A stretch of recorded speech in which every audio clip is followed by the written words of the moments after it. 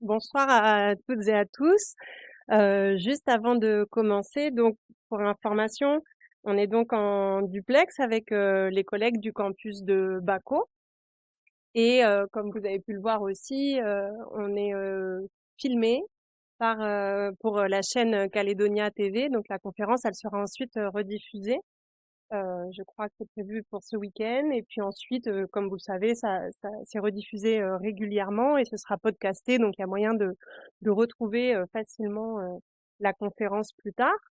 C'est pour ça aussi que je vous demanderai dans la deuxième partie de la conférence, quand on passera au moment des questions et des échanges, de bien vouloir prendre le micro que je vous passerai pour bien poser vos questions dans le micro, pour que ça puisse aussi être capté, enregistré et que les collègues de Baco puissent suivre aussi le débat et ils auront aussi l'opportunité de poser des questions, d'intervenir à leur tour s'ils veulent, avec grand plaisir. Donc je vais commencer. Merci beaucoup d'être présent ce soir. Ça me fait de plaisir de voir qu'il y a du monde pour traiter de cette question. Donc, le changement climatique change-t-il nos langues? Et avant de commencer à faire la présentation, je voudrais juste me présenter moi. Donc, je m'appelle Anne-Laure Dott et je ne suis pas, c'est important que vous le sachiez, je suis pas du tout spécialiste du changement climatique. Je suis pas ni océanographe, ni climatologue, ni spécialiste de la biodiversité. Je suis linguiste, donc je m'intéresse aux langues, au fonctionnement des langues, et ça fait plus d'une dizaine d'années que je travaille sur les langues océaniennes, que j'étudie leur fonctionnement, leur changement, et que je regarde en particulier le fonctionnement des langues kanak et voilà, les histoires de contact, de dynamisme de ces langues-là, donc dans une perspective diachronique et dans une perspective comparative. Mais cette année, comme vous avez probablement pu le voir, là, ça fait 2 semaines qu'a commencé la fête de la science, qui est une fête nationale, et la thématique qui a été retenue cette année, c'est le réveil climatique et les questions liées au changement climatique. Et donc moi, en tant que linguiste, je me suis posé la question, comment est-ce que cette thématique-là, elle me concernait moi aussi, du point de vue de mon centre d'intérêt de recherche. Donc, j'ai été interpellée par cette thématique parce que il y a un lien avec les changements culturels et linguistiques. Ça va être le thème de ce soir. Et donc, j'ai essayé de construire cette présentation comme une réflexion autour du changement de façon générale et de comment est-ce que le changement impacte donc nos langues et nos pratiques culturelles et les questions de transmission. Et j'attends surtout beaucoup en fait aussi du moment d'échange qu'on pourra avoir par la suite. Je suis contente de voir que dans la salle, il y a des vrais scientifiques, des sciences inhumaines, des sciences dures, et donc j'attends beaucoup de pouvoir aussi échanger avec eux sur leur regard aussi sur ces questions-là. Et évidemment aussi les questions du grand public, parce que c'est des questions qui nous concernent toutes et tous. Cette présentation ce soir, elle s'inscrit aussi dans un contexte particulier au niveau international, puisque on est donc au début, au commencement là de la décennie qui a été décrétée par l'UNESCO, donc 10 ans pour faire quelque chose pour les langues autochtones. Donc la décennie internationale des langues autochtones, c'est 2022-2032. Et le lancement officiel de l'UNESCO va se faire là dans 3 semaines, à partir du 13 décembre. Donc c'est aussi s'inscrire dans cette réflexion globale, internationale, sur les langues autochtones, leur place, leur rôle dans nos sociétés et l'urgence de les préserver et d'agir aussi pour la conservation de ces langues-là. Alors, pour commencer, de quoi est-ce qu'on parle quand on parle de langue? Donc il y a des choses qui seront peut-être des rappels pour certains d'entre vous, mais pour beaucoup aussi, c'est vous éveiller peut-être à certaines questions qu'on se pose pas nécessairement quand on n'est pas linguiste et qu'on baigne pas dedans toute la journée. Donc aujourd'hui, sur la planète, on considère qu'il y a entre 6 et 7 000 langues qui sont parlées. 6-7 000 langues, c'est beaucoup.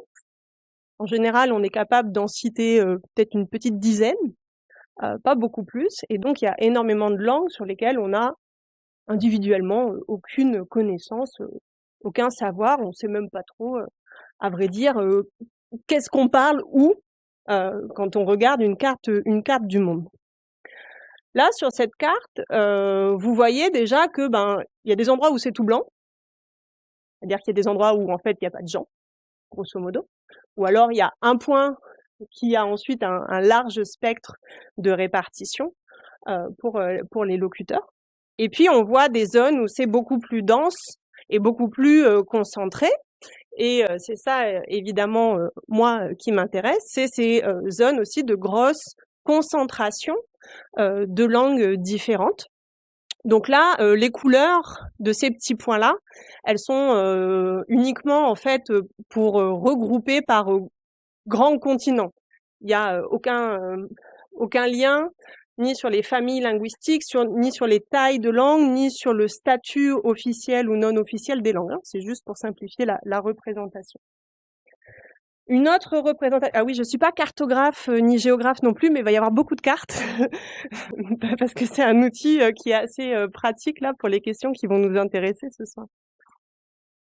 Une autre représentation, et la qualité de l'image est peut-être pas géniale, mais ici c'est une représentation un petit peu plus anamorphique, c'est-à-dire qu'on a ici des tailles de petits carrés là, pour les pays qui est proportionnel au nombre de langues par pays.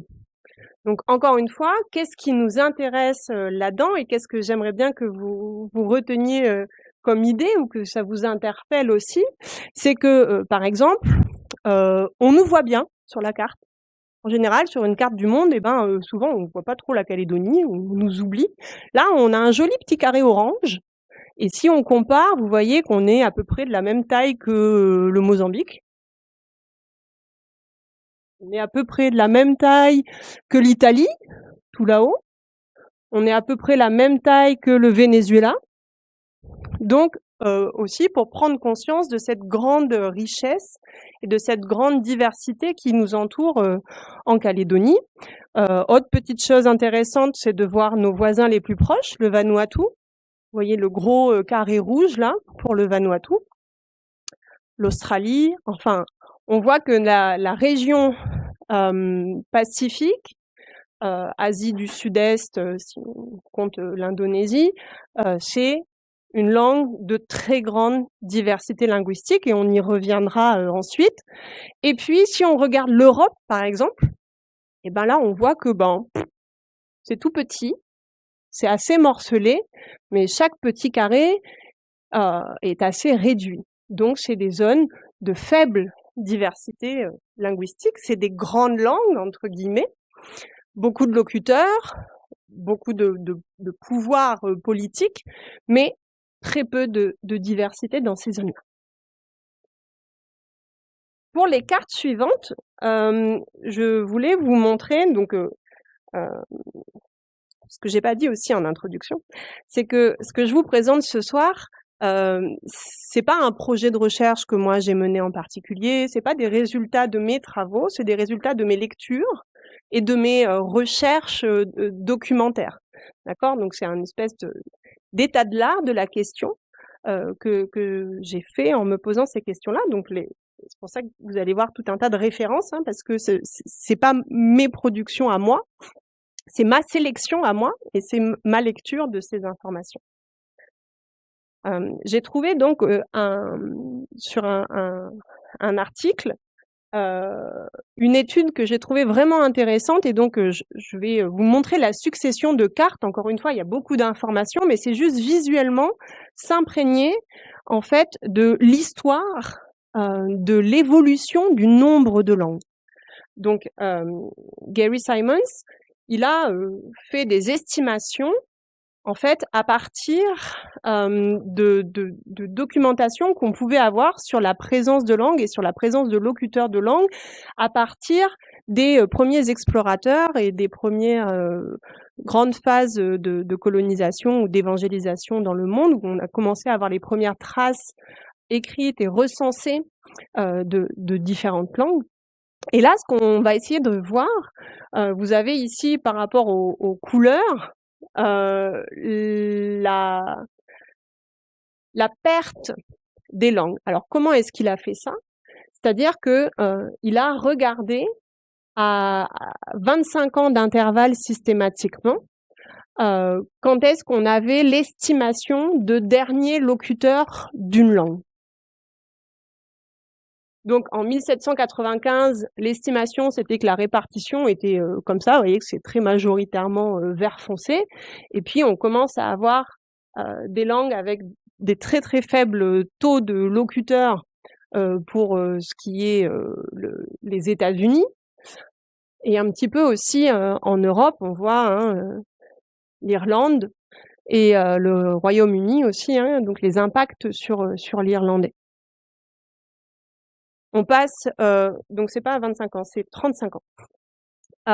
35 ans plus tard, 1820, on commence à voir les impacts aussi sur l'Argentine, l'Afrique du Sud et puis le continent eurasien. Et ainsi de suite, ça s'éclaircit progressivement.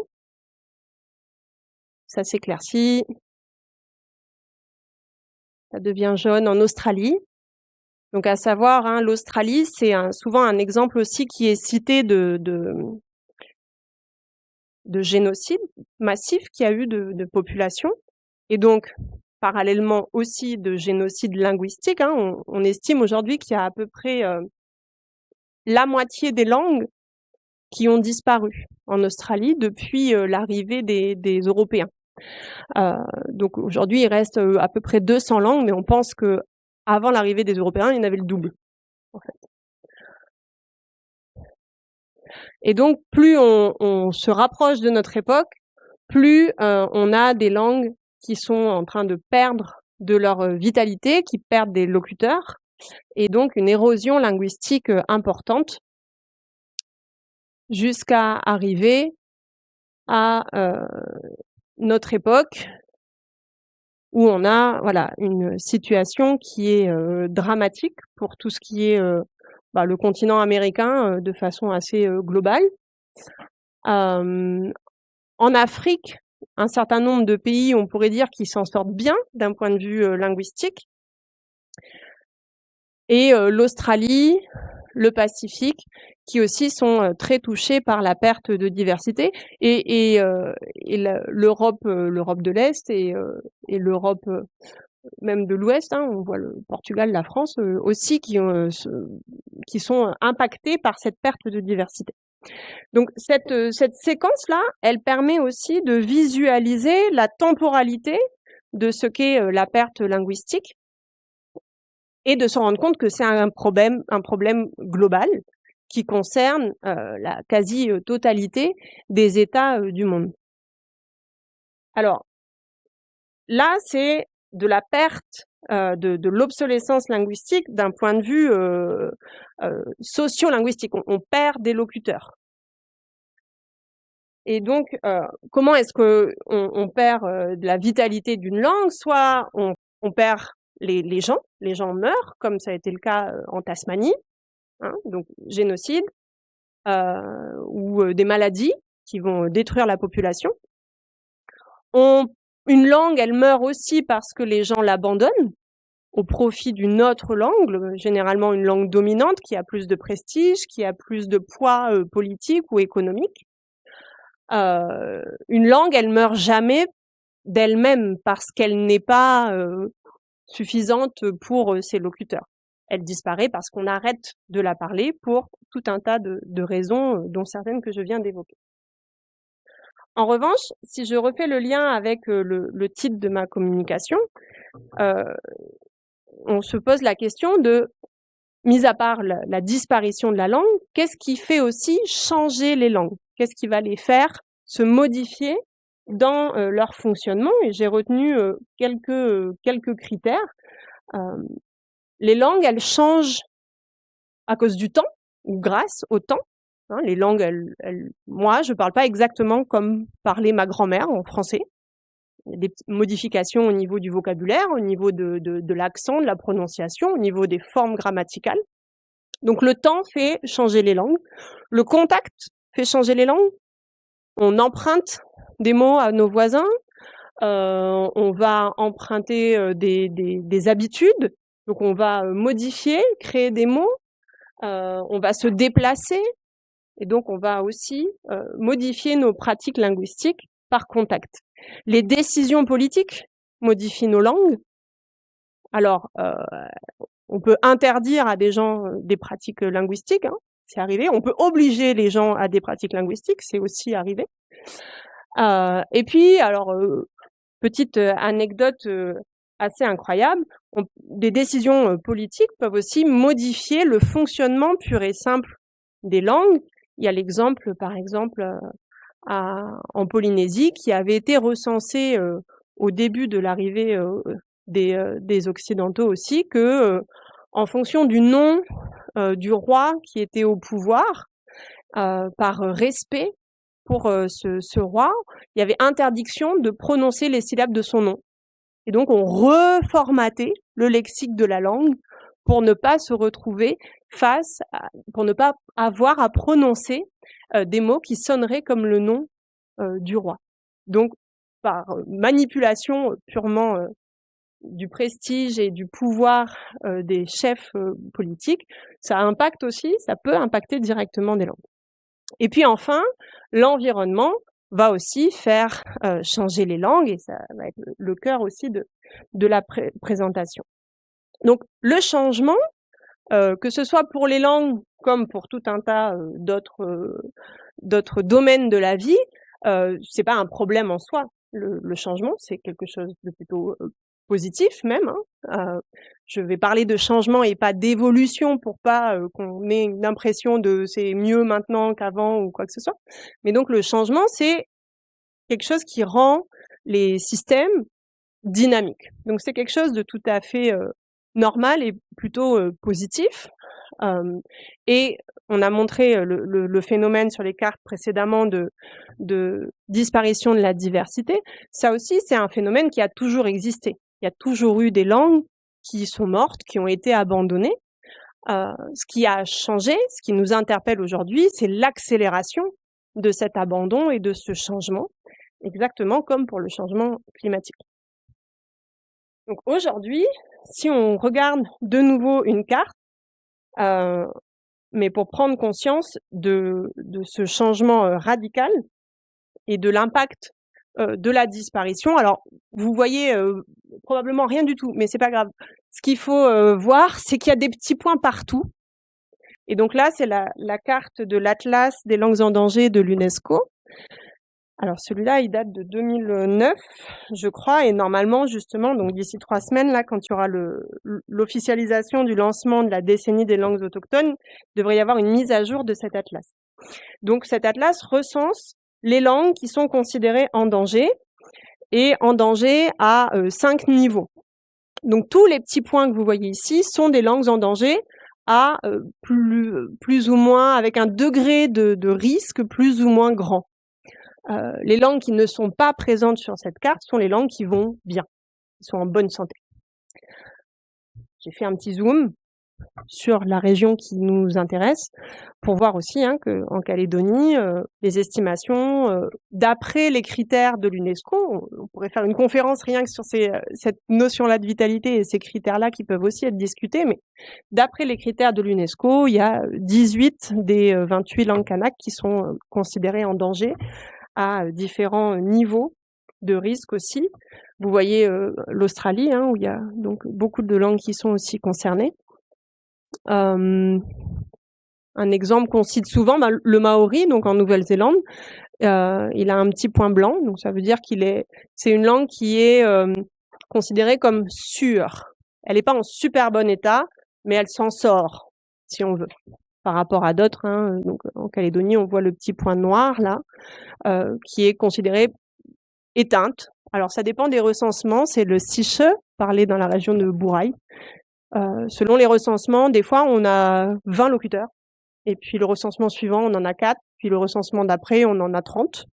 Donc ça interroge aussi sur tout un tas de questionnements plus larges sur assumer parler une langue ou pas, qui se considère locuteur ou pas locuteur, la dénomination des langues, etc. Mais ça, c'est encore d'autres questions.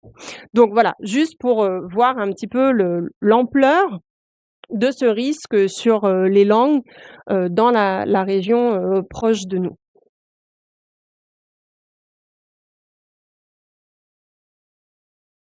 Cette autre carte encore, cette fois-ci, et ça, c'est des travaux très récents qui ont été publiés. Ici, l'étude qui a été faite, elle ne concerne pas les langues de façon isolée, elle s'attache à regarder les réseaux de... alors, endangerment, il nous manque un mot en français pour dire ça, de risque. Et donc, la conclusion de cette étude-là, c'est de dire que, en fait, quand on a une langue en danger, la probabilité est très forte que les langues qui sont autour soient aussi en danger. À l'inverse, si une langue n'est pas considérée en danger, qu'elle va bien, la probabilité que les langues autour, les plus proches, ne soient pas en danger est très forte. Et comme ça, on a en fait des espèces de clusters, de zones de risque. C'est donc ces zones qui sont un petit peu orangées là, et donc de réseaux de risques sur la vitalité des langues, qui permet de voir des zones qui ressortent clairement, et donc la zone 8, 9 là, qui concerne ce qu'ils appellent la Mélanésie et la Papouasie. Donc 9 c'est pour Mélanésie, Micronésie je crois, et 8 pour la Papouasie Nouvelle-Guinée côté oriental. Voilà, donc on retrouve là ces clusters, et puis vous allez voir que ça va nous intéresser quand on va regarder la diversité biologique par la suite. Donc voilà, ça c'était la partie pour discuter un petit peu de la répartition des langues sur la planète, la répartition de la vitalité linguistique et du risque qui pèse sur ces langues. Et maintenant, je voudrais interroger le lien entre langue et milieu, entre les langues et leur environnement. Alors, on peut déceler des liens entre langue et environnement à plusieurs niveaux. Premier niveau, si on regarde juste le lexique, au niveau des mots, en général, c'est une des premières choses à laquelle on a accès. Alors, sans parler ici de l'environnement, mais plutôt des organisations sociales et des modes de vie, dans de nombreuses langues, les relations de parenté sont très spécifiques, ce qui est rendu dans le lexique. Donc là, c'est un exemple d'une langue de Papouasie-Nouvelle-Guinée, où on a par exemple un terme pour le père et tous les oncles paternels, donc tous les frères du père, c'est le même mot, c'est les papas. Un mot pour la mère et toutes les tantes maternelles, un mot spécifique pour ensuite les oncles maternels, donc les frères de la mère, et différents donc des frères du père, et un mot spécifique pour les sœurs du père, les tantes paternelles. S'il y a des locuteurs de langue kanak, ça vous étonne pas du tout, parce que c'est comme ça que ça fonctionne dans de nombreuses langues kanak aussi. Et donc, juste pour cette idée de relativité linguistique, on n'organise pas tous le monde de la même façon selon nos langues. Et donc, c'est la même chose. Le père et l'oncle du père, c'est la même relation sociale qu'on va avoir, et donc c'est le même mot. Un deuxième exemple, pour montrer cette granularité lexicale, donc cette finesse qu'on peut avoir dans les langues, ici clairement en lien avec le milieu. C'est des exemples en yai, qui est donc parlé à UVA, pour l'igname. En français, on dit igname. On a un mot. Bon, et ben dans cette langue-là, il y a au moins 4 mots différents, parce que on va aller spécifier le type d'igname donc sa variété. En français, on est capable de faire la différence quand on va aller chercher du coup la terminologie scientifique, hein. Ou alors on va mettre des adjectifs. L'igname mauve, l'igname sucré, l'igname.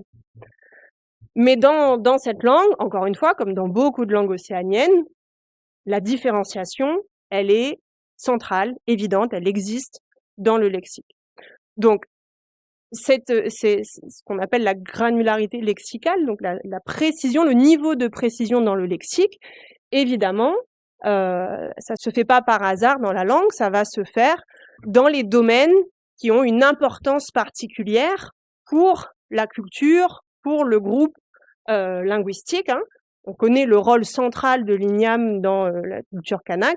C'est pas étonnant qu'on soit allé préciser de façon vraiment très fine les différents types d'igname. Et alors après, je vous ai pas mis, mais il y a des listes pour les clones, ensuite absolument gigantesques aussi, où on va aller différencier aussi toutes les particularités. C'est pareil pour la canne à sucre, on a des listes de mots très très longues, etc. Chose qu'on n'aura pas dans une langue d'une population qui va pas utiliser cette ressource-là de façon centrale. Vous avez peut-être entendu, parce que c'est un peu une légende urbaine, de l'exemple du mot neige pour les Inuits, hein, comme quoi il y aurait beaucoup de mots différents dans cette langue-là pour parler de la neige en fonction des qualités de neige, etc., de la couleur, du degré de comment c'est gelé, un peu fondu ou pas trop. Il y a un grand débat de linguistes, seulement entre linguistes, pour savoir si c'est vrai ou pas. Mais en tout cas, encore une fois, c'est évident que quelque chose qui est omniprésent tous les jours autour de nous, dans notre environnement ou dans notre mode de vie, eh bien, on va aller lui donner un haut degré de précision. Et à l'inverse, si c'est quelque chose qui n'est pas du tout important, ben, on va pas aller s'encombrer à aller préciser à ce point-là. Donc, premier lien entre langue et environnement ou ressources au niveau du lexique. On a cet exemple-là, il était joli aussi. Donc ça, c'est les différents noms pour les vents en hawaïen sur l'île de Oahu. Et donc, vous voyez en bleu, c'est les noms de vents en fonction de l'endroit d'où souffle le vent de façon très précise. On connaît l'importance du lien à la mer et à la navigation pour les peuples océaniens. Là, ça se retrouve dans la langue aussi. Il y a des très jolies choses, si ça vous intéresse, en hawaïen aussi, sur les noms de pluie. Il y aurait plus d'une centaine de différents noms pour la pluie en fonction de la taille de la goutte, de l'orientation parce que, oui, il pleut souvent à Hawaï, hein, sur ces grandes montagnes, etc. Donc, un besoin d'être très précis sur ces domaines-là. Un deuxième domaine des langues pour lesquels on va retrouver une précision qui va nous renseigner sur le lien entre les habitudes et le milieu. Cette fois-ci, on rentre un peu plus profondément dans la langue au niveau de la catégorisation grammaticale, donc au niveau du fonctionnement même de la grammaire de la langue. Ici, c'est des exemples en éléments. La langue qui est parlée dans la région de Poum, où on a, pour exprimer la possession, des classes de possession très spécifiques. Ici, c'est l'exemple qui concerne le poisson. Eh ben, je vais pas dire de la même façon mon poisson. J'ai besoin d'aller préciser de comment je l'ai attrapé. Donc, mon poisson que j'ai pêché à la ligne, donc c'est ce petit champouet qui va me renseigner sur, c'est le type de poisson qu'on attrape à la ligne. Champouya pour ce qu'on pêche au filet, chando pour ce qu'on pêche à la sagaille et chantourou pour ce qu'on pêche en plongeant. Et donc, c'est ces petits mots qui vont servir comme en français, on aurait un pronom possessif, c'est ces petits mots qui vont porter la marque de personne. Hein, donc ça, c'est première personne, deuxième personne, troisième personne et le pluriel. Mais donc, la langue a besoin de renseigner sur comment j'ai obtenu ce poisson. Ça fait partie de la grammaire même de la langue. Et encore une fois, c'est le lien aussi avec les modes de vie, l'environnement, les techniques de pêche qui sont les ressources premières aussi pour ces populations. Et donc, en fonction de l'espèce de poisson, là c'est le générique, hein, mais si je vais remplacer ensuite par le bossu, le perroquet, etc., bah, je peux pas me tromper. Hein, c'est le type de poisson, on peut pêcher que à la sagaille, celui-là, donc il peut aller que avec ce mot-là, de possession, etc. Donc là, on est un peu plus profondément dans le fonctionnement même de la grammaire de la langue. Un troisième niveau d'impact linguistique de l'environnement, c'est des études assez récentes qui ont été réalisées par un duo de linguistes français et américains à propos de l'adaptation acoustique. Donc cette notion d'adaptation acoustique, c'est quelque chose qui a été développé dans un premier lieu pour les animaux, notamment pour les oiseaux, pardon, où il y avait eu donc une proposition, une hypothèse comme quoi les différents chants d'oiseaux sont adaptés au milieu. C'est-à-dire que la production du son va être adaptée à l'environnement et notamment au type de la densité de végétation pour faciliter la propagation de l'onde sonore. Alors, j'ai mis là les citations parce que là, je suis un peu à la limite de mes compétences en physique. Donc les espèces, je vais le lire, les espèces utilisent des signaux de communication dont les caractéristiques optimisent la transmission d'informations dans l'environnement qu'elles occupent, en particulier pour communiquer à longue distance. Et donc, il faut distinguer les possibles influences directes et indirectes de l'environnement, donc au sens large, les influences directes, climat, topographie, végétation, sur les structures linguistiques, et les influences indirectes qui correspondent, elles, à des conditions écologiques qui induisent des situations sociolinguistiques. Alors, l'idée de départ, c'était donc cette théorie qui a été relativement défendue et acceptée pour la production de la communication entre les animaux. Et l'idée là des chercheurs, c'était d'adapter cette théorie au langage humain. Et donc de réfléchir, est-ce qu'on peut finalement faire une étude à large échelle pour essayer de voir si on a des caractéristiques acoustiques communes dans les langues en fonction de l'environnement. Et donc de voir si on a ces influences directes sur la structure linguistique, donc ici d'un point de vue phonétique, à mettre en parallèle évidemment avec des influences indirectes qui seraient des questions sociolinguistiques, la taille du groupe, le contact, la proximité avec d'autres langues, etc. Et donc les résultats de leurs études là, donc vous voyez ça, 2016. Donc c'est tout récent, donc c'est des choses qui sont encore en cours de test et puis ils étendent leur base de données de langue pour vérifier ça. Ce qu'ils ont réussi à montrer, c'est que, alors oui, on sait que l'onde sonore, elle va se propager de façon différente en fonction des qualités du milieu, donc en fonction des qualités de l'air en fait. En fonction de la température, de l'humidité, de l'altitude ou de la couverture végétale, l'onde sonore se propage pas de la même façon. Ok, ça va. Et ce qu'ils ont réussi à montrer, donc en comparant un échantillon de 630 langues, donc ça fait quand même un bon échantillon, même si c'est du coup à peine 10% des langues du monde, mais ça leur a permis de montrer que quand l'air est chaud et humide, la propagation, elle est vite dégradée. La propagation des sons est vite dégradée pour les sons qui ont une fréquence élevée, donc pour les consonnes. Donc ce que ça leur a permis de conclure, c'est que plus la température est élevée et la végétation est dense, moins on va avoir de langues avec un large éventail de consonnes. Plus il fait chaud et humide, plus dans la langue, on va avoir peu de consonnes, beaucoup de voyelles. Parce que les voyelles ont des fréquences plus basses. Et ça va aussi impacter la complexité des syllabes. Les syllabes vont être moins complexes, donc avec moins de séquences possibles de sons, quand on a une température élevée et une végétation dense.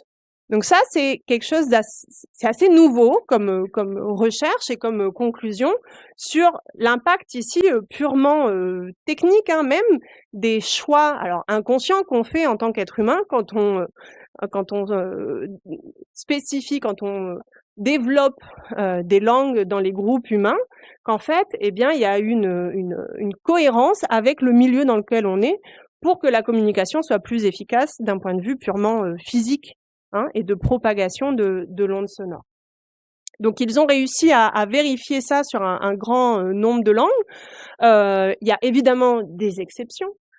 Et il y a, ça marche à une échelle globale. Ça n'a pas encore été vérifié à des échelles plus réduites, hein, parce que aussi il y a moins de variations au niveau du climat, hein, sur des échelles plus réduites. Voilà. Donc pour cette partie, l'idée, c'est de retenir que les langues, elles nous donnent des informations sur le mode de vie et sur le milieu de vie, dans leur contenu lexical, dans leur grammaire et même dans leurs propriétés purement acoustiques et phonétiques.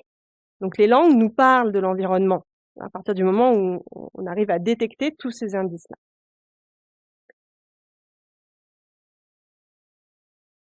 Maintenant, on peut s'interroger sur le lien plus direct entre la répartition de la diversité biologique et la répartition de la diversité linguistique. On parle de congruence, hein, pour ce recoupement entre ces deux facteurs-là. Alors, on n'a pas encore regardé la répartition de la diversité biologique. Là, vous avez une carte, alors très simplifiée, hein, mais donc qui illustre, plus c'est foncé, plus on a une forte diversité biologique, donc à la fois faune et flore qui est considérée. De cette répartition de la diversité biologique, on a extrait des zones de ce qu'on appelle des points chauds, là, les fameux hotspots de cette diversité biologique. C'est des zones où il y a une grande densité biologique et en même temps une forte menace qui pèse sur ces espaces-là. Donc il y en a 35 qui ont été identifiés. Ici, cette carte, elle met en avant en particulier les territoires français, puisque c'est une carte qui est faite par le ministère de la Transition écologique, mais qui permet donc de visualiser aussi ces zones de points chauds de la diversité biologique. En parallèle, on fait la même avec la diversité linguistique, encore une autre carte, hein, mais je vous en ai montré plusieurs au début qui illustraient à peu près cette même répartition. Et puis, on vient superposer ces deux cartes, diversité biologique en vert, diversité linguistique en rouge, et on voit que ça se recoupe. Et on dégage de nouveau 3 points chauds, 3 hotspots de diversité bioculturelle ou biolinguistique. Donc, Amérique centrale, Afrique de l'Ouest et Asie du Sud, Pacifique évidemment. Mais on est aussi en rouge foncé.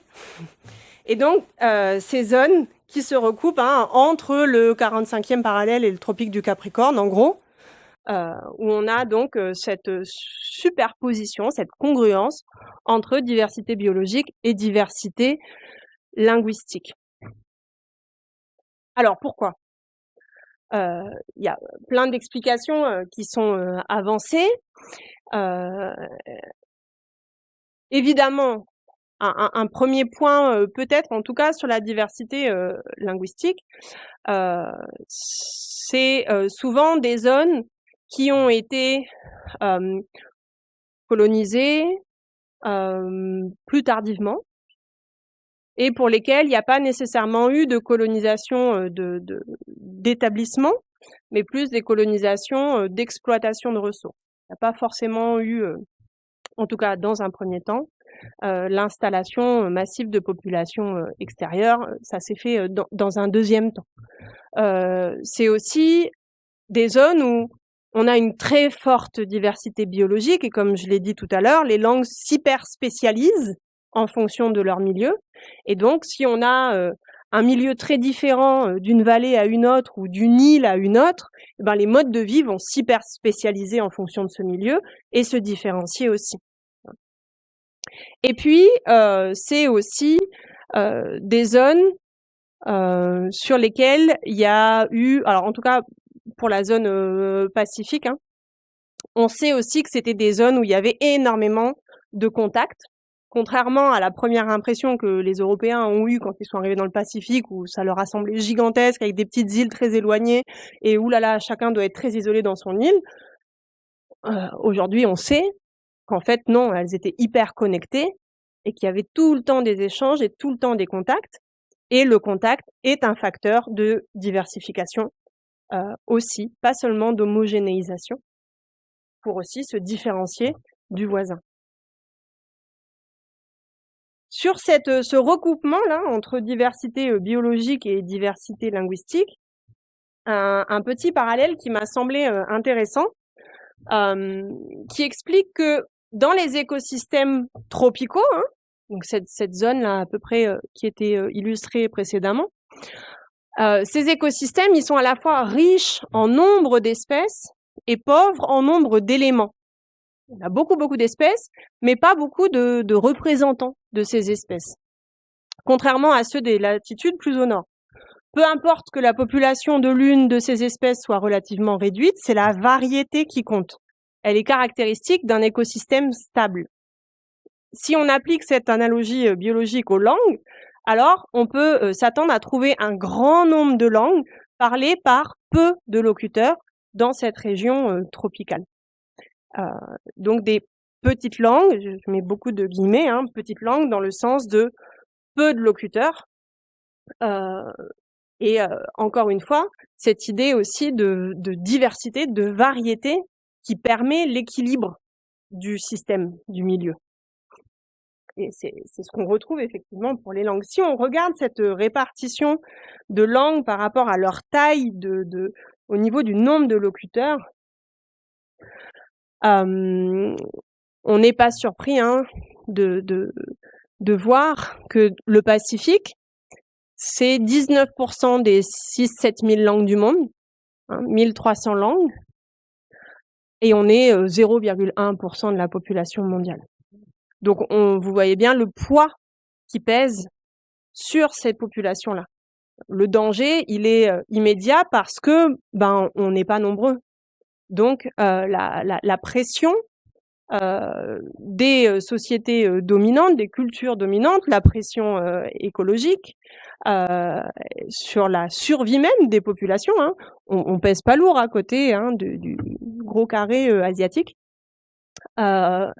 Et on voit aussi que en fait l'Asie c'est à la fois une zone de grande diversité linguistique et une zone aussi de grande langue, hein, puisque la langue parlée par la plus grande population mondiale, hein, c'est le mandarin, il y a plusieurs millions de locuteurs, donc quelques grandes langues et beaucoup de petites langues qui ont aussi un peu de mal à se faire une place et à survivre. Alors, ces diversités, comme on l'a évoqué déjà précédemment, hein, elles sont menacées. Et donc, j'ai essayé de réfléchir à est-ce que c'est les mêmes causes qui créent ces mêmes effets entre les menaces sur la diversité biologique et les menaces sur la diversité linguistique. Et de la même façon que tout à l'heure, je me suis demandé qu'est-ce qui faisait changer les langues, j'ai essayé de me demander qu'est-ce que le changement climatique fait changer.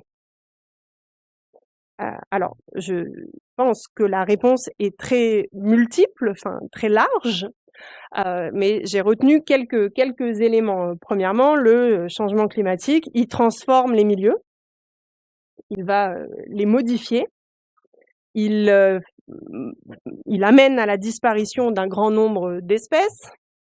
Ça intensifie les catastrophes naturelles, des catastrophes naturelles qui sont naturelles, qui ont toujours existé, mais qui deviennent plus fréquentes, plus fortes.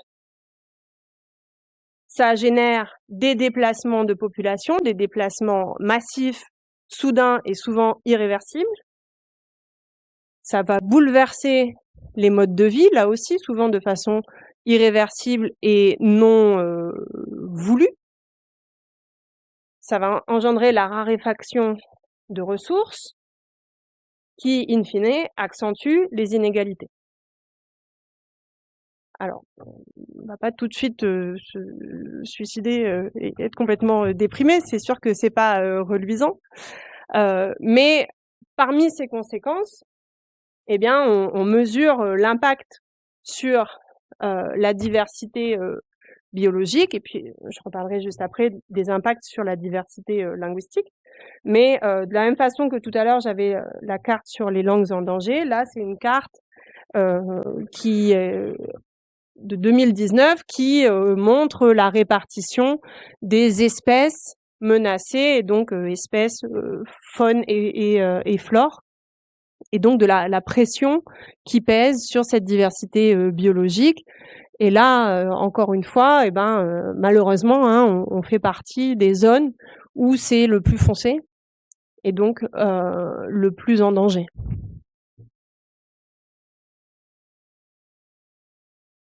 Donc j'ai pas de carte qui superpose les espèces menacées et les langues menacées, mais voilà, de mémoire, hein, on voit que c'est les mêmes zones, hein, des langues et des espèces qui sont directement impactées. Donc c'est un cercle vicieux, forcément, puisqu'on a dit cette connexion entre la spécialisation de la langue avec son environnement et en même temps, du coup, les savoirs écologiques qu'apportent les langues et les traditions orales et les pratiques culturelles sur la gestion des ressources et des services qu'elles peuvent rendre à l'humain. On comprend bien que si l'un change, ça va faire changer l'autre et vice versa. Donc si on reprend tous ces risques, toutes ces menaces, qu'est-ce que ça fait aux langues? Si on perd des espèces, on va perdre les mots qui servaient à désigner ces espèces et on va perdre cette hyper spécialisation qu'on a pu mentionner tout à l'heure, par exemple avec l'igname. On va aussi perdre l'hyperspécialisation dans le fonctionnement grammatical de la langue qui rendait compte de cette relation aussi à l'environnement. Et on sait que plus il y a des champs linguistiques qui sont hyper spécialisés par rapport à une langue dominante qui interviendrait, plus ce sont ces domaines-là de la langue hyper spécialisés qui vont être perdus en premier. Donc l'histoire tout à l'heure des différentes catégories de poissons en fonction de comment je les ai pêchés, c'est ça en premier qui va disparaître dans la langue. Parce que c'est très spécial, et donc c'est la première complexité qu'on va abandonner, qui est aussi la première richesse. Déplacement de population, mode de vie chamboulé, augmentation des inégalités, il y a un risque pour que la transmission de la langue ancestrale ou la langue d'origine s'arrête. Le déplacement de population, souvent dans des zones urbaines, donc contact avec d'autres langues et avec d'autres langues politiquement davantage soutenues ou dominantes. Donc on a ce qu'on appelle une situation de diglossie, où on va avoir une hiérarchisation entre les langues et encore une fois, risque de rupture de la transmission et de renversement linguistique, donc l'abandon de la langue d'origine pour la langue dominante. Et s'il y avait une phase de bilinguisme, ce bilinguisme s'arrête au bout d'une génération pour ne laisser que la transmission de la langue dominante. Ça pose aussi des questions concernant les droits linguistiques et notamment sur ces mouvements de réfugiés climatiques dont on parle de plus en plus, et notamment dans le Pacifique. Et donc, je voudrais vous passer un petit extrait, ça dure 3 minutes, d'un documentaire que je vous recommande chaudement, qui a été réalisé par des collègues ici de l'UNC, qui s'appelle Nations of Water. C'est en ligne, c'est accessible, c'est gratuit, vous pouvez le regarder en entier, c'est vraiment très éclairant. Là aussi, c'est un peu déprimant, mais en même temps, on est face à ces situations-là, et qui évoque cette question des droits linguistiques.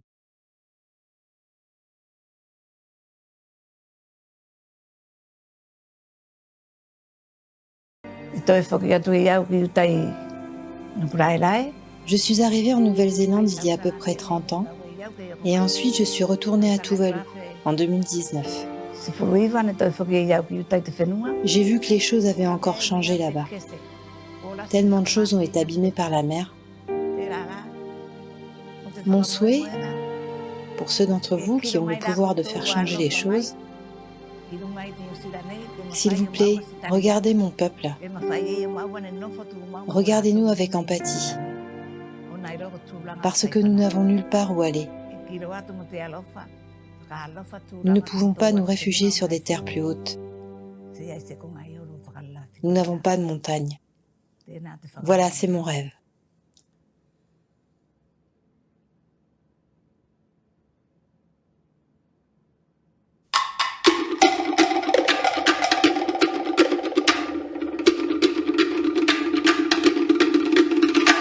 Famanatou Losefa est définitivement installée en Nouvelle-Zélande avec ses enfants.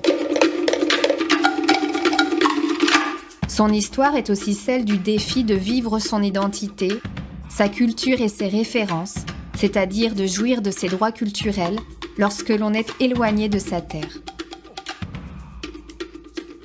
Quand je suis arrivée chez mes enfants en Nouvelle-Zélande, j'avais des nattes en pandanus dans ma valise.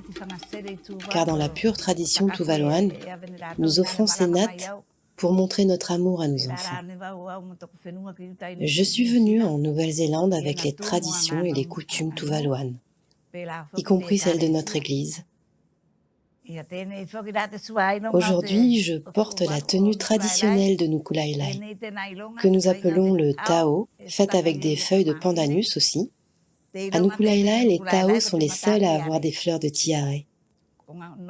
Maintenant que je vis en Nouvelle-Zélande, beaucoup de Tuvaluans savent que j'ai beaucoup de petits-enfants. Et beaucoup les connaissent parce qu'ils perpétuent les traditions en dansant le fa'atele. Là où les gens les ont vraiment reconnus, c'est quand ils sont passés à la télévision néo-zélandaise. Ils s'appellent Maneanea Dance Group.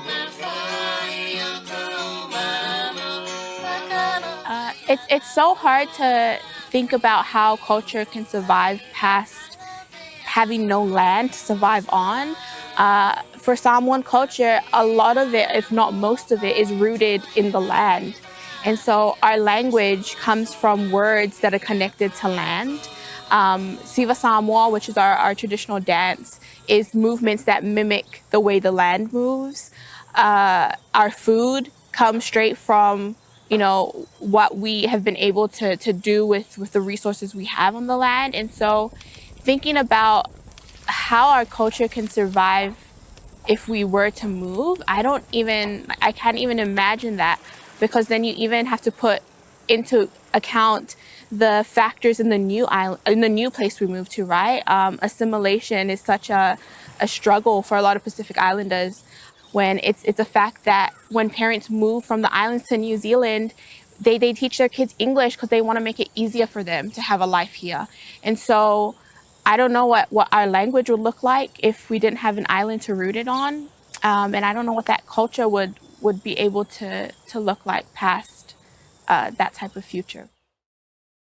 Le changement climatique, il apporte aussi des mots nouveaux, des néologismes. Bah oui, il y a des nouvelles choses qui se passent, donc il faut des nouveaux mots pour les décrire, hein. Changement climatique lui-même, c'est une création de mots. On a en français décarbonation, neutralité carbone, bilan carbone, etc. On a créé des mots, on a rendu la langue dynamique. Merci le changement climatique.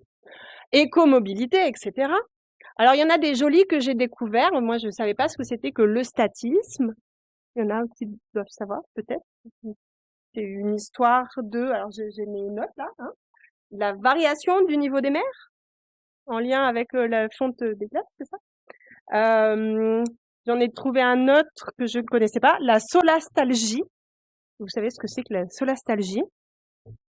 C'est presque la nostalgie du soleil. C'est un sentiment de détresse psychologique et une souffrance existentielle liée à la prise de conscience d'une urgence écologique. Donc on a créé un mot pour ce sentiment-là. Si vous vous sentez mal, c'est peut-être ça, hein, la solastalgie.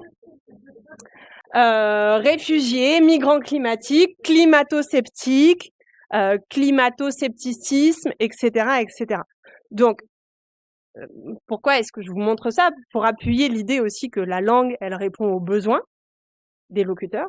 Si les besoins ou si les réalités sont nouvelles, eh ben, on va créer des mots pour les désigner. Et c'est pas que le français. Alors le français, hein, il a des instituts qui réfléchissent à ça. C'est voté au journal officiel, là, tout ce que je vous montre, c'est pour de vrai.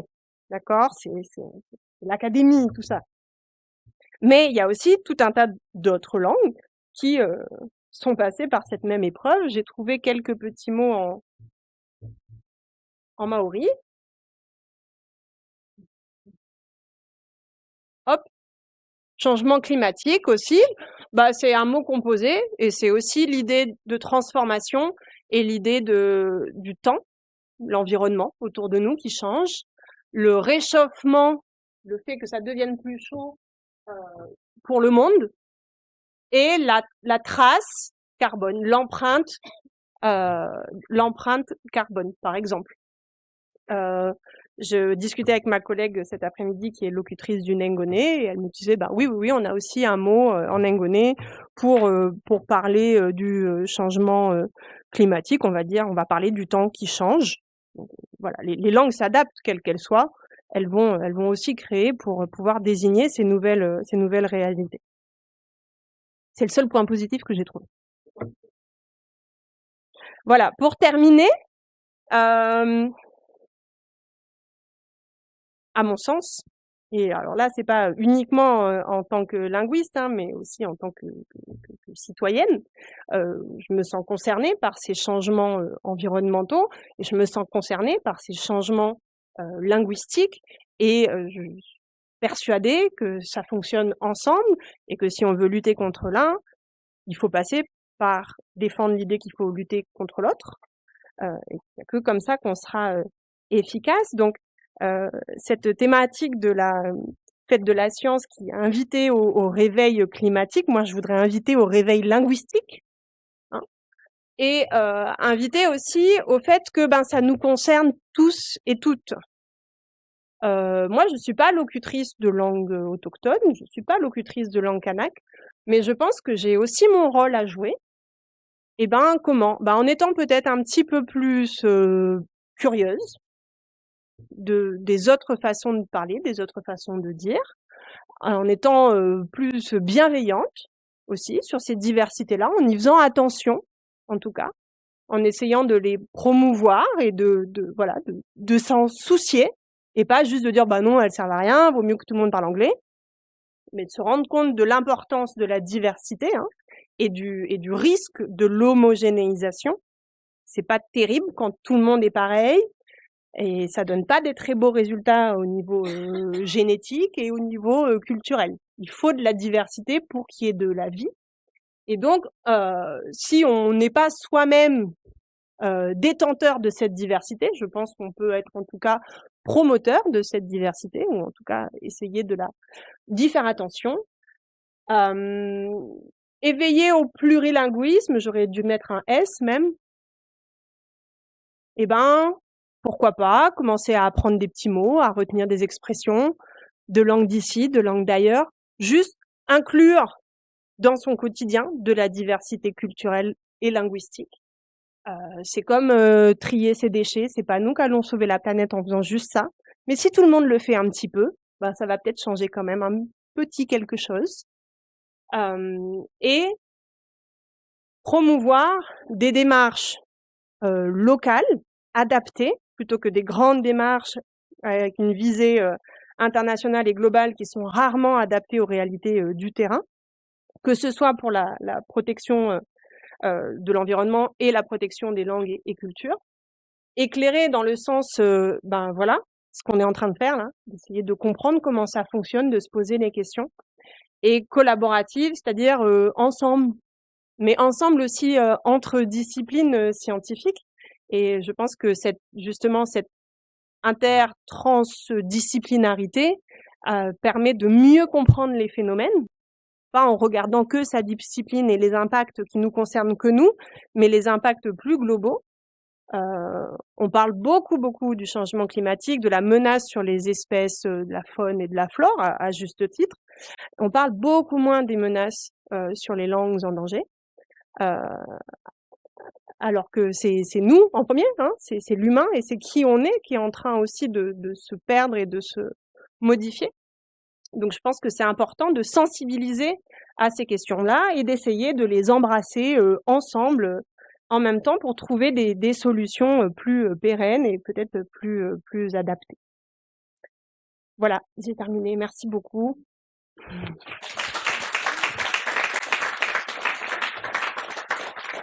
Donc je vais passer le micro si vous avez des réactions ou des questions. C'est pareil à Bako, si jamais vous avez des questions, n'hésitez pas s'il vous plaît. Alors je sais pas trop comment ça va sortir sur les haut-parleurs ici, mais je pourrais les répéter pour le public ici à Nouville, pour bien qu'on vous entende aussi.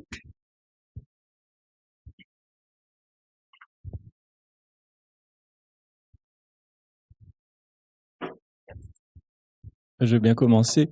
Tout d'abord, une réaction. Tu as parlé de vraies sciences en l'associant aux sciences dures et naturalistes, voire inhumaines et asociales. Donc, je suis tout à fait, je suis tout à fait contre cette perspective. Hein. Les sciences humaines et sociales et inhumaines et asociales sont à même niveau. Sinon, ben merci hein, pour cet exposé vraiment super intéressant pour quelqu'un d'inhumain et asocial aussi. Un petit, peut-être un semblant de réponse à ce que tu disais à la fin. Dans les rapports du GIEC de cette année, il est question de la perte de l'habitat, par exemple, au niveau en regard de la montée des eaux, et justement de la perte culturelle associée. Et alors, je ne sais pas si ça va jusqu'à la perte linguistique, mais c'est vraiment un sujet très important du GIEC, des préoccupations. Et sinon, j'avais une question de naturaliste, donc. Y a-t-il dans la linguistique des conservatoires des langues de la même manière qu'on peut avoir un herbier, des conservations d'espèces, des langues, hormis le dictionnaire, On a des langues des phonétiques. des corpus oraux.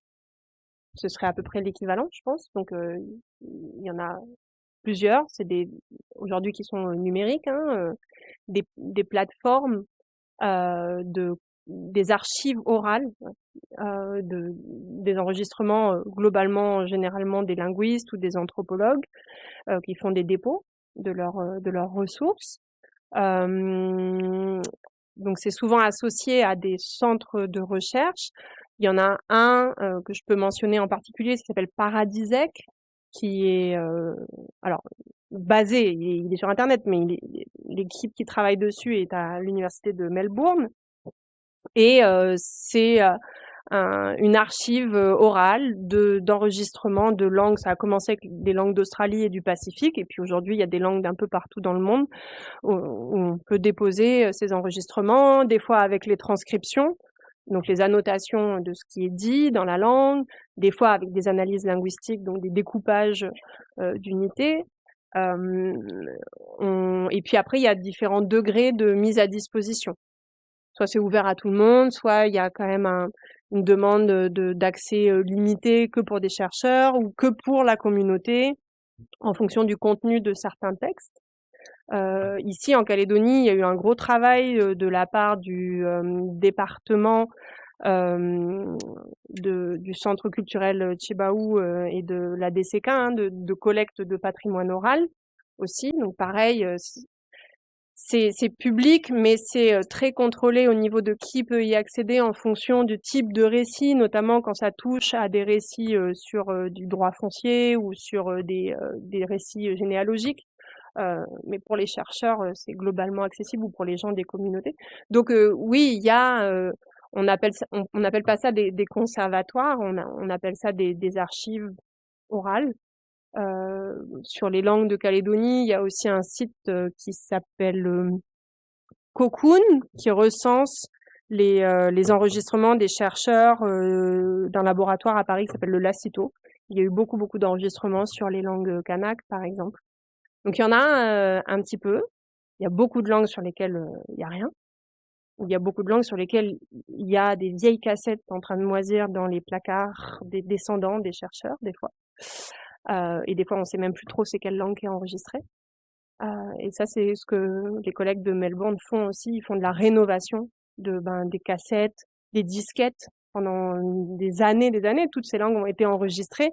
Et aujourd'hui, on n'a plus les outils pour lire les ressources qui ont été enregistrées. Donc, il y a un enjeu aussi de numérisation qui est très important là-dessus. C'est pas, alors, je pense pas que c'est simple, hein, mais c'est pas aussi simple que de conserver la feuille entre deux, dans un joli cahier. Mais bon, il faut aussi des conditions de conservation très spécifiques. Mais voilà, il y a les questions de droit sont compliquées, de mise à disposition, et les questions de support, d'être capable de continuer à lire ces supports-là. Bon. Merci. Devant, derrière.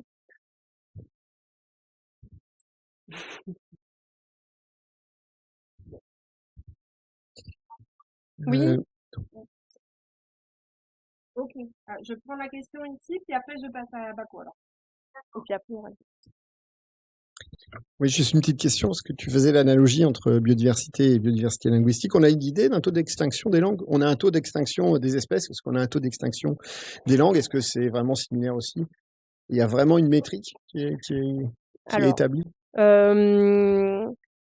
Jusqu'à récemment, les chiffres qui étaient donnés, c'était une langue s'éteint tous les 15 jours. Et puis, il y a eu de nouvelles études là, tout récemment, qui disent non, c'est peut-être un peu moins que ça.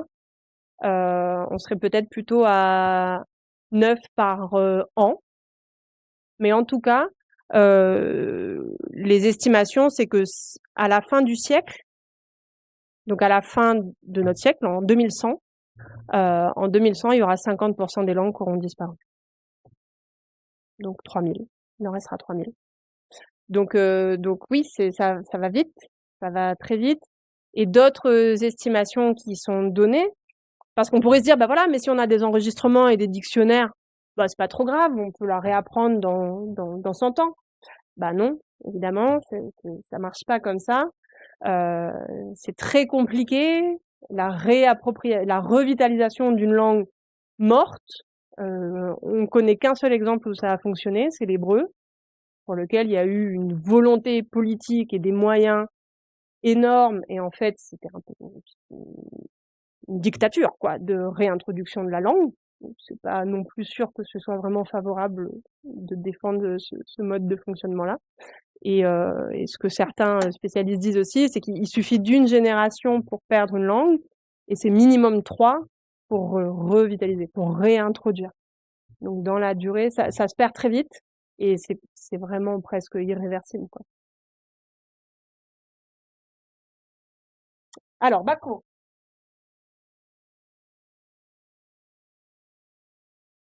Bonjour, il faut parler très fort parce que je vous entends pas très bien. Bonsoir.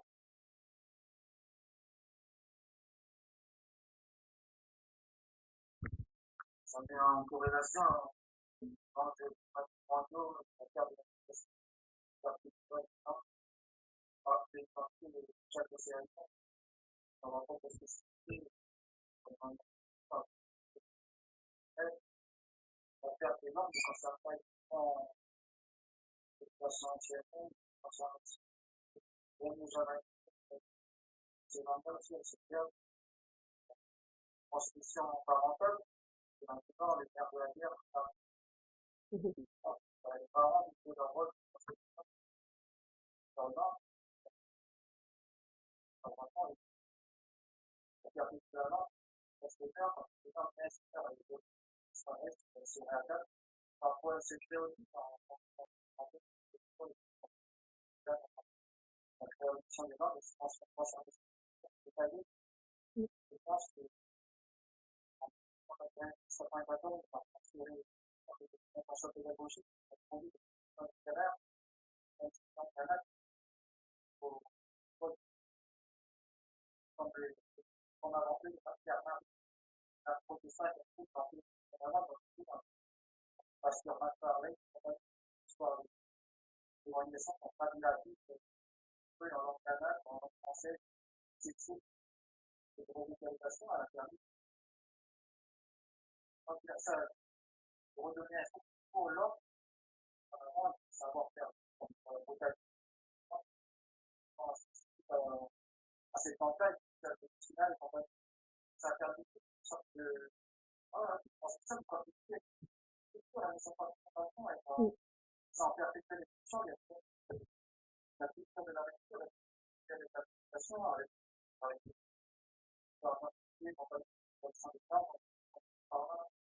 je pense que c'est que ça envoie aussi une construction des langues. Il n'y a pas être indépendant, il n'y a pas de contrôle. Voilà, on voit vraiment dans la forme du point, les langues kanak sont des langues régionales. On peut pas penser par l'éducation, parce que le temps, le corse, je pense que l'éducation, il n'y a pas assez de contrôle dans l'éducation pour voir si vraiment il y a une ouverture aux langues. C'est très cher. On entend parler dans la rue, c'est intéressant, mais c'est un peu ça peut avoir notre propre intérêt de s'émerger par la société pour être en façon souhaitez-la, vraiment transférer de la vérité à la société. Et je pense que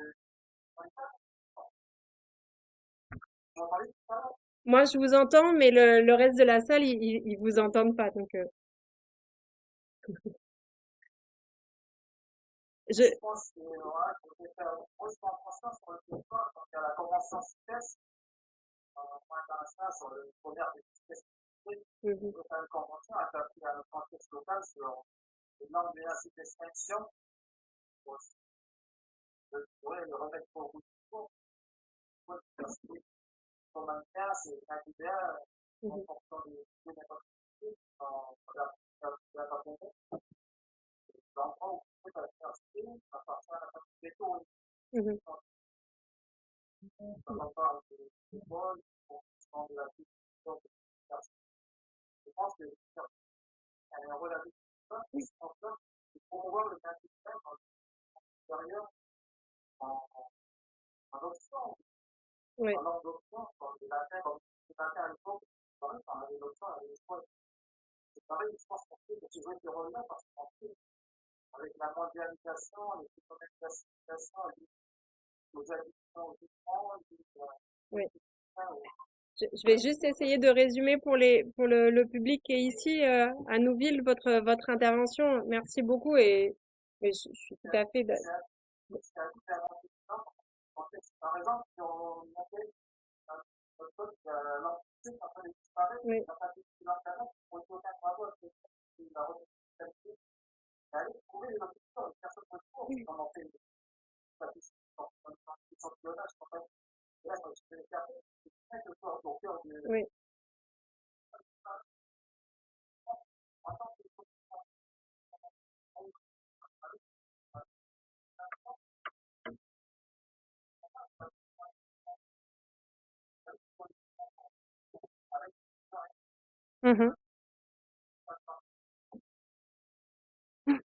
Alors on le fait, mais ça prend beaucoup de temps, ça prend des moyens et comme donc l'intervention du jeune homme là à Baco, c'est notamment sur finalement les moyens de revitalisation linguistique et sur l'importance de la transmission au sein des familles, mais aussi des autres moyens en dehors, l'école, l'université, les institutions qui sont dédiées au maintien de ces langues-là, comme l'Académie des langues kanak par exemple.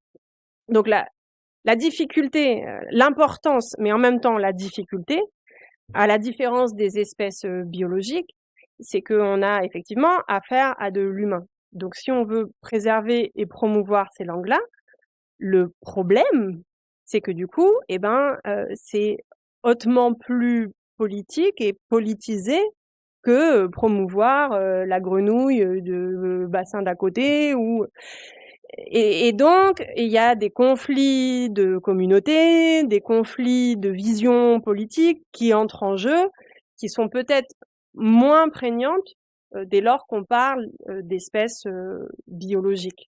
Donc ces enjeux-là, ils sont un frein. C'est à la fois une urgence, mais c'est aussi, malgré tout, un frein. Ensuite, le problème le rôle de la transmission familiale, il est fondamental. Et plus on commence à avoir un petit peu de recul maintenant sur les expériences de revitalisation qu'il y a pu y avoir, que ce soit en Nouvelle-Zélande, à Hawaï, au Canada, là il y a une temporalité de 30, 40 ans, on commence à voir en fait qu'est-ce qui marche pas. Qu'est-ce qui marche? C'est quand on a du lien intergénérationnel qui est reconstruit et quand on a une valorisation de la communauté avant même une valorisation de la langue.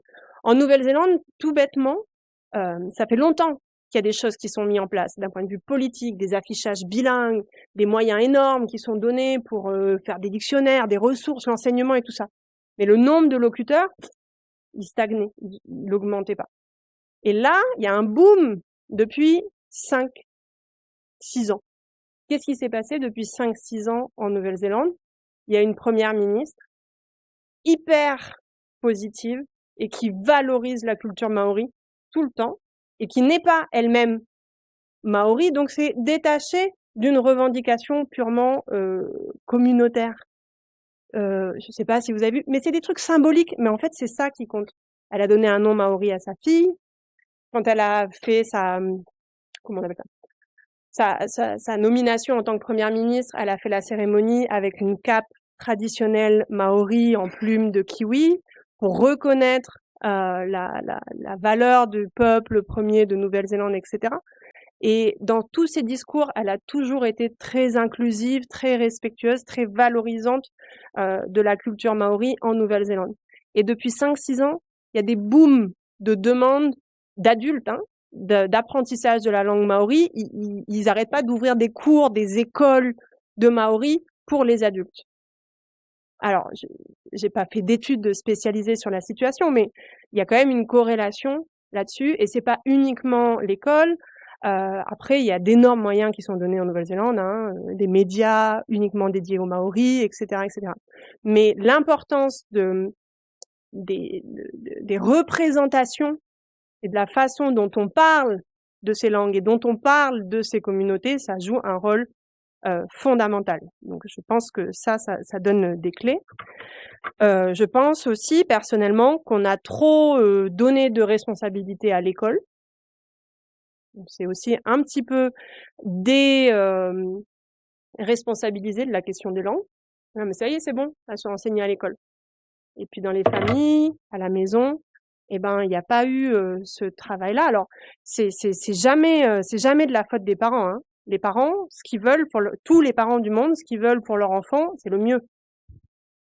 Et s'ils pensent que le mieux pour réussir à l'école, c'est de parler français et que français, pour avoir un travail, c'est parler français et que français, ils vont pas transmettre la langue. Mais on peut pas les blâmer, les parents. Pourquoi est-ce qu'ils ont cette idée dans la tête et comment est-ce qu'on peut faire pour changer cette mentalité? Et là encore, c'est quelque chose qui va prendre beaucoup de temps. Et donc, vous disiez tout à l'heure, on est sur le terrain. Moi, j'étais à Poum il y a 3 semaines, et ce constat-là de la perte de la langue dans les familles, chez les plus jeunes générations, elle est dramatique. Il y a vraiment une urgence fondamentale là, pour le Nénémois. Les derniers locuteurs, ils ont mon âge. Donc, c'est les jeunes parents d'aujourd'hui. Mais dans leur discours, ils disent qu'ils parlent pas la langue. Et là aussi, je crois qu'il y a quelque chose d'important auquel il faut faire attention. C'est aussi comment est-ce qu'on culpabilise les jeunes locuteurs. Ils parlent mal, ils massacrent la langue, c'est pas comme ça qu'on dit. Qu'est-ce que ça produit, ça? Ça paralyse. Les jeunes, ils ont pas envie. Même s'ils ont les compétences, ils comprennent tout ce qu'on dit. Ils comprennent. Mais pourquoi est-ce qu'ils produisent pas? Mais parce qu'ils vont se faire massacrer, ils vont se faire moquer, ils n'ont pas envie. Et donc, quand ils vont être parents, ils vont pas la transmettre, cette langue-là qu'ils avaient reçue pourtant. Donc, je crois qu'il y a aussi un conflit générationnel qui fait que ça impacte directement ces transmissions-là. Donc, c'est vraiment compliqué. Parce qu'il n'y a pas une solution miracle et de dire, ben voilà, faut mettre l'enseignement à l'université, ça y est, ça va résoudre tous les problèmes. En plus, notre grande richesse linguistique, c'est aussi notre grande complexité.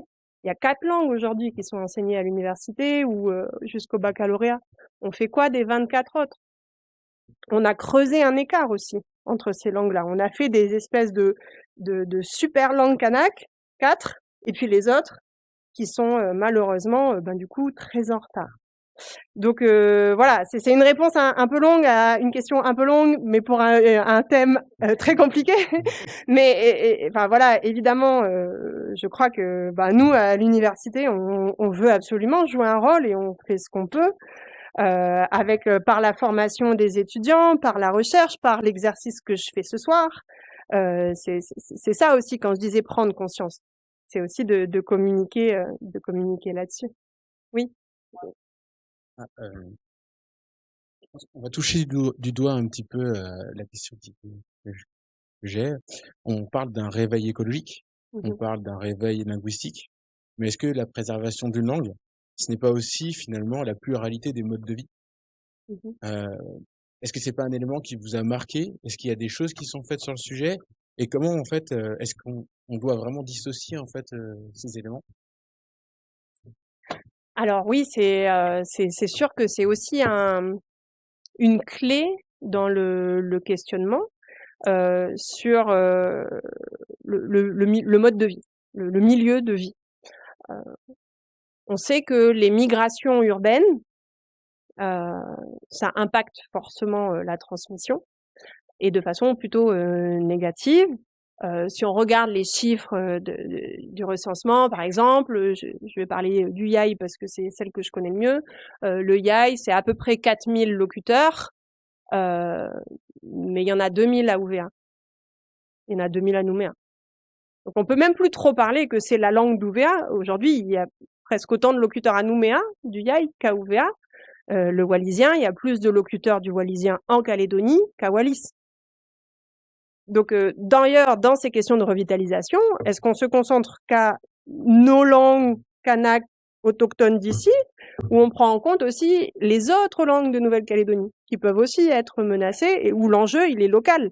Parce que est-ce que c'est utile d'aller revitaliser le wallisien à Wallis, alors que les 3/4 des locuteurs sont en Calédonie? C'est peut-être ici qu'il faut agir. Donc oui, le milieu, il est important. Et donc l'urbanisation, pendant longtemps, ça a été décrit comme glottophage. La ville est glottophage. On arrive en ville, on abandonne la langue, on veut faire comme tout le monde, on s'homogénéise, on abandonne ceux de là où on vient. Ce qui est intéressant, c'est qu'il y a eu des études un peu contradictoires, et si ça vous intéresse, je vous conseille, il s'appelle Salikoko Mufwene. Je crois que c'est de l'université de Chicago. Et donc lui, il a travaillé notamment en Afrique du Sud, et il a constaté qu'en fait, la ville, c'était pas uniquement un lieu d'uniformisation, c'est aussi un lieu de grande diversité. Et des fois, on le voit aussi à Nouméa, les gens finalement, ils se regroupent d'où ils viennent. Et ça devient des mini noyaux. Dans le quartier, il y a les gens de l'Ifou, ils vont parler le djehou de Nouméa, le l'Ifou le djehou des quartiers entre eux. Puis c'est en train de faire une espèce de variété un petit peu différente du djehou parlé à l'Ifou. Et en fait, on peut aussi avoir une lecture différente de la ville en la considérant comme un bassin de diversité. Donc c'est pas seul, c'est encore voilà, c'est comme d'hab, c'est plus compliqué que ça. C'est pas juste que ça éradique la diversité, ça peut aussi en générer une nouvelle. Voilà. Est-ce qu'il y a d'autres questions ici ou à Bako ou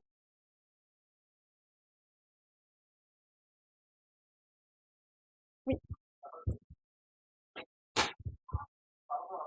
Ah oui, alors allez-y, rapidement, qu'après on en a une autre ici aussi.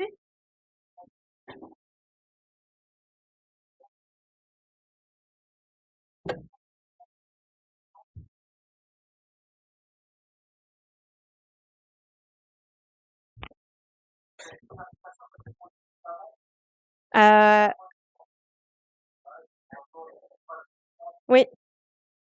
Donc la question concerne les outils numériques. Est-ce qu'il y a des applications en langue kanak? Donc il y a à ma connaissance, il y a une petite application qui a été développée par l'ALK, il y a déjà 3 ans peut-être, alors je sais plus c'est en combien de langues, mais je crois qu'il y avait 4 ou 5 langues.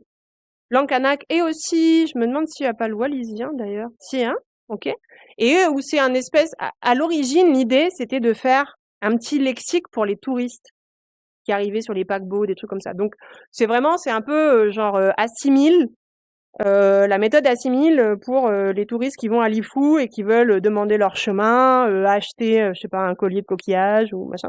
Donc, vous pouvez la télécharger, cette application de l'ALK.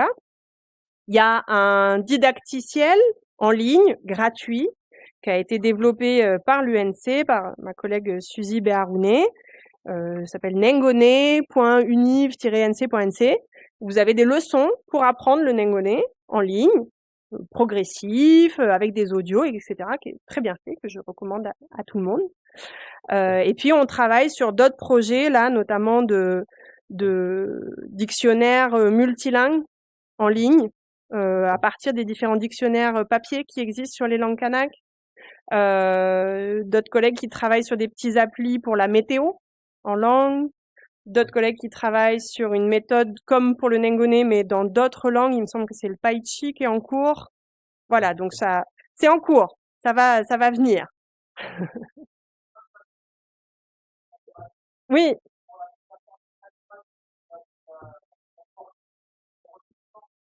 Ok. Naturaliste. Oui. Ah oui, oui.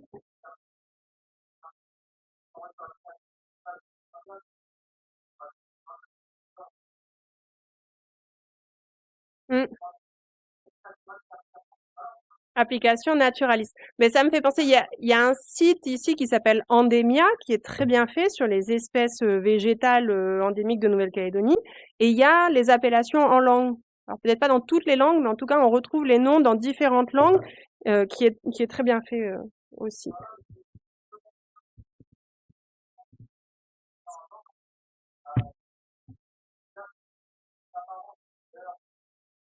Oui.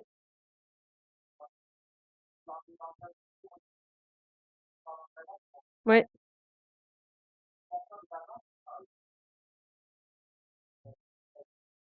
Voilà.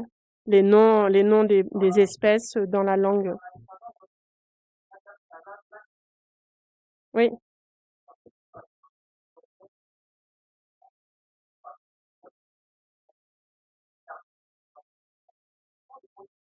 Bah oui, oui, oui. Oui, oui, les savoirs écologiques.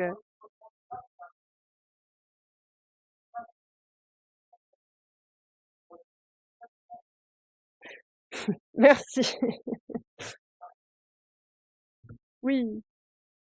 Je voulais demander si ici, il y a des efforts similaires comparé par exemple à la Nouvelle-Zélande pour préserver les langues ou faire un peu la promotion de langues kanak notamment.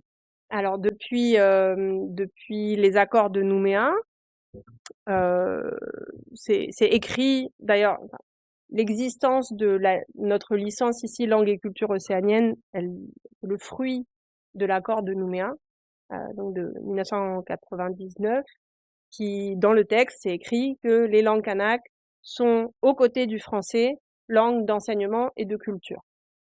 Et donc ce texte charge l'université de développer une recherche académique sur ces langues et une formation dans 4 des 28 langues kanak. Donc c'est les 4 mêmes langues que celles qu'on peut passer au bac en option au lycée. Donc ça c'est depuis 1992. Donc c'est 2 langues des îles, le djeru et le nengone, et 2 langues de la Grande Terre, le paichi et l'anjeu. Mais depuis, il y a eu d'autres textes qui ont autorisé l'enseignement des langues de la région au primaire, en maternelle. Donc, si on est à UVA, à l'école maternelle, les parents peuvent demander à ce que leurs enfants aient 5 heures ou 7 heures hebdomadaires dans la langue de l'île. Pour Nouméa, c'est à la majorité des parents. Si il y a 15 parents qui demandent le Jehu et 3 qui demandent le Jubea, ben on va enseigner le Jehu pour nous. Ça, c'est ce qu'il y a dans les textes. Concrètement, sur le terrain, c'est plus compliqué que ça, parce qu'on manque d'enseignants, parce qu'on manque de volonté, clairement. On manque de volonté politique, de volonté parfois des directeurs d'établissement. On manque d'informations aux parents. Tous les parents sont pas au courant qu'ils ont le droit de faire cette demande. Et que s'ils font la demande, c'est obligatoire qu'on leur fournisse cette option. On manque de ressources. Il y a très peu de livres, de matériel didactique disponible. Il y a une académie des langues kanak. Son rôle principal depuis 2007, c'est de fournir des orthographes, des graphies pour ces langues de tradition orale. Elle développe aussi des ressources. Elle fait aussi de la documentation. Mais là aussi, on manque de ressources et de ressources humaines. Il y a une petite équipe pour beaucoup de langues. Il y a un service dédié au sein du vice-rectorat, justement, pour accompagner les enseignants de langue, pour créer du matériel. Donc, ils font des choses, mais ça peine toujours à avancer. Si vous avez vu dans Nouméa, par exemple, l'affichage, il y a très peu d'affichage en langue, si on compare avec la Nouvelle-Zélande, par exemple, où on peut voir beaucoup d'affichage bilingue. Ça s'est fait un peu sur la toponymie, sur la route, ou province sud aussi maintenant, province nord, c'était les premiers à faire ça, la toponymie aussi dans les langues locales. Mais dès qu'on est au centre-ville, ben on voit plus du tout. Dans les médias, il y a des petites chroniques faites aussi par l'ALK, la radio. La télé Calédonia fait des JT avec l'ALK de temps en temps aussi en langue, donc ça rentre tout doucement. Mais ça prend du temps et voilà, petit à petit, ça progresse. Il y a encore beaucoup de chemin. Est-ce qu'il y a en Nouvelle-Calédonie l'amorce d'une créolisation de la langue, comme c'est le cas aux Antilles, par exemple? Tu parles pas du français, hein. Une créolisation du créole, du dont français, Grégory pourrait parler, par du exemple. français caldoche, oui. Non. Alors, je crois pas. Après, les théories de la créolisation, c'est un peu compliqué parce que ça revient à faire aussi une hiérarchie entre les langues et des sous-langues qui sont pas des vraies langues ou qui auraient moins de valeur que des grandes et vraies langues d'origine, et que les créoles, ce seraient des espèces de mélanges un peu bâtards. Donc, la créolisation, c'est compliqué comme concept si on veut pas rentrer dans ces jugements de valeur là. Non, mais pas comme une démarche volontaire, mais comme l'apparition d'une langue de fait par les échanges naturels qui pourraient s'instituer entre les différents locuteurs sur le territoire. Non, je crois pas. Non, on n'a pas constaté cette espèce d'émergence d'une langue commune, c'est ça, par contact multiple, etc. Mis à part le taillot à une période très précise dans un endroit très précis à Saint-Louis. Mais à part ça, il y a pas d'effet global. Je pense que c'est aussi une volonté identitaire. On a envie de rester quand même Jehu, on a envie de rester Paichi, et il n'y a pas de mélange massif qui est constaté. Qu'est-ce que ça signifie pour des enfants métissés, par exemple? Mais quand je parle de métissés, c'est du Nord, la province Nord et le Diffu. Ça veut dire qu'ils doivent apprendre 2 langues pour pouvoir échanger avec. Alors, oui, dans les couples mixtes, donc de parents qui viendraient de 2 endroits différents. Alors, dans les schémas, on va dire un petit peu plus traditionnels, où c'est la femme qui va se marier chez l'homme et qui reste dans la famille de l'homme. Ce qu'on voyait, alors c'est un peu bouleversé avec les modes de vie urbanisés, hein, mais la maman apprenait souvent la langue de la famille du mari, donc elle était au moins bilingue, si ce n'est plus. Et la transmission, généralement, elle se fait, la maman transmet sa langue, plus l'enfant apprend la langue du milieu. Mais il n'y a pas de vérité générale, il y a autant d'exemples qu'il y a de familles, de situations différentes. Mais En tout cas, c'est ça aussi dans mon espèce de conclusion, l'importance de rappeler les bénéfices, ou en tout cas les non-risques du bilinguisme et du plurilinguisme. C'est-à-dire que avant l'arrivée du français, il n'y avait pas de langue dominante véhiculaire en Calédonie. Tout le monde parlait 3, 4 langues, les langues des groupes les plus proches avec qui ils faisaient les échanges, et il n'y avait aucun souci, il n'y avait pas une langue hyper dominante. C'était le plurilinguisme, comme dans beaucoup d'endroits du monde. Et aujourd'hui, tout le travail de déconstruction, c'est que dans les années 60, l'idée générale, c'était qu'on ne pouvait pas être un bon bilingue. C'était un handicap d'être bilingue. Ça allait ralentir le cerveau des enfants, ils allaient être confus, c'était pas bon. Et aujourd'hui, c'est marche arrière. Non, non, non, toutes les études des sciences cognitives, de la linguistique, des sciences de l'éducation, etc., montrent le bénéfice du bilinguisme pour le cerveau, pour la confiance en soi, pour l'estime de soi, pour l'empathie, pour les relations sociales, etc. Donc aujourd'hui, le message à refaire passer, c'est que il n'y a aucun souci de parler plusieurs langues. C'est même très bon. Et c'est ça qu'il faut valoriser. Et l'hégémonie monolingue, c'est ça aussi qui a fait beaucoup, beaucoup de mal à la diversité linguistique. Donc oui, si maman parle une langue, papa parle une langue, et puis en fait, on est dans une ère où on en parle une troisième, bah il n'y a pas de problème. Faut y aller, faut investir dans cette diversité familiale aussi.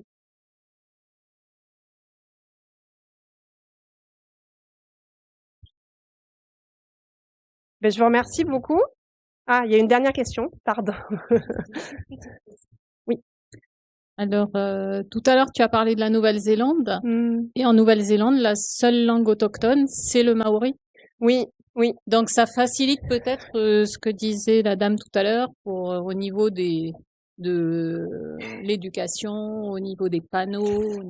Oui, c'est peut-être plus facile qu'il y en ait une que 28. En tout cas, c'est plus économique. C'est sûr. Non, mais j'ai du mal, je fais très attention parce que je voudrais pas passer l'idée que la diversité, c'est un problème. Économiquement, oui, c'est plus facile s'il y a qu'une seule langue. S'il faut faire du matériel que dans une seule langue, faut former des gens que dans une seule langue, faut faire une chaîne de télé que dans une seule langue, facile. Mais en même temps, enfin, qui peut le moins peut le plus, et il faut moi personnellement, hein, mais on peut avoir différents arguments. Moi, je serais contre l'idée de dire bon, bah en Calédonie, c'est le djehou qui est la plus parlée, on n'a qu'à mettre le djehou, puis c'est bon. Au moins, on en sauve une, puis tant pis pour les autres. Je crois pas que les autres, les non-djehou, ils vont être très contents.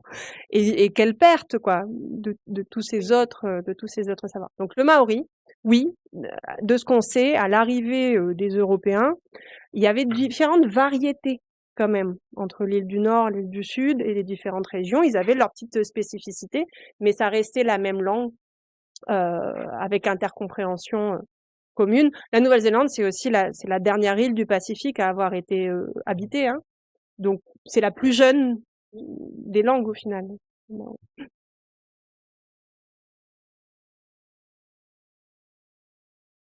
Merci beaucoup tout le monde et à très bientôt. Bonne soirée et merci pour les échanges.